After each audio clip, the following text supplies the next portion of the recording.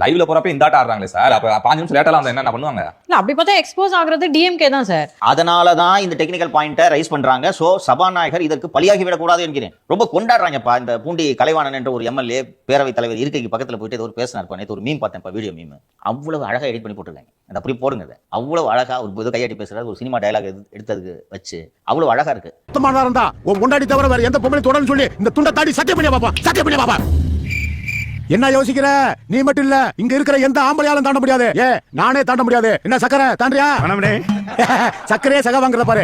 ஏழரை மூக்கன் சொன்ன மாதிரி இவர் கொடிக்குளம் வச்சே வச்சிருந்திருக்காருப்பா. ஏப்பா ஓ மகள கூட எனக்கு தெரியும். அப்ப அந்த பிள்ளை நான் வச்சிருக்கேன்னு சொன்னா நீ ஒத்துக்குருவியா? டேய் பிக்கால போல பாத்து பேசுறா, பல்லக்கல கழட்டி போடு. போயா போக்கவாயா? யார பாத்துல போக்கோ? ஒன்னட்ட அந்த வந்துருச்சுடா. இவங்களுக்கு போய் பஞ்சாயத்து பண்ணி தீர்ப்பு சொல்ல பாரு.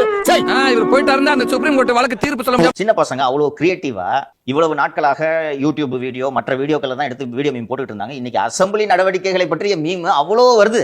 அப்போ எவ்வளவு மக்கள் இதை என்ஜாய் பண்றாங்க. அதை ஏன் கெடுக்கணும்னு நினைக்கிறீங்க? பேரவைத் தலைவர் திரு பிரபாகர் அவர்களுக்கு கோரிக்கையாகவே வைக்கிறேன், இதை பண்ணாதீங்க. திமுக காரங்க லைவ நிப்பாட்டுறதுக்காக தான் இந்த மாதிரி டிசைனா வர்றாங்க. லைவ நிப்பாட்டிட்டாங்கன்னா வேலை 2 மணிக்கு விட்டு போயிடுவார். நம்ம அந்த ஒரு நாள் வேலை ஒரு வாரம் ஓய்வு தம்பி இருக்காரு, அவரை போல இவரும் கிளம்பி விடுவார். இப்ப பாத்துக்கிட்டு இருக்காங்க, கேட்பாங்க. வீட்டுல தலைவர் பாத்துக்கிட்டு இருக்காரு, குத்து போராட்டக்காரர். என்னையா போயிட்டு நீ பாட்டு உனக்கு கொரோனா பதவி புடுங்கு, செந்தில் பாலாஜி கொடுத்துருவோம், விசுவாசமா இருப்பாரு.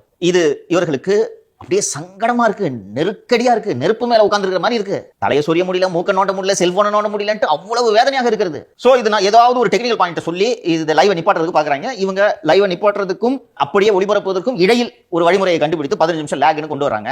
லேக்னு நீங்க கொண்டு வந்தீங்கனாலே கட்டு தான் பண்றீங்க நடுவில் இல்லையா? அப்ப மக்களுக்கு என்ன வரும்னா, ஏதோ நடந்திருக்குப்பா, இவங்க இஷ்டத்துக்கு கட் பண்ணிட்டாங்கப்பா, இது ஒரிஜினல் ப்ரொசீடிங்ஸ் இல்லப்பா என்று நினைப்பார்கள்.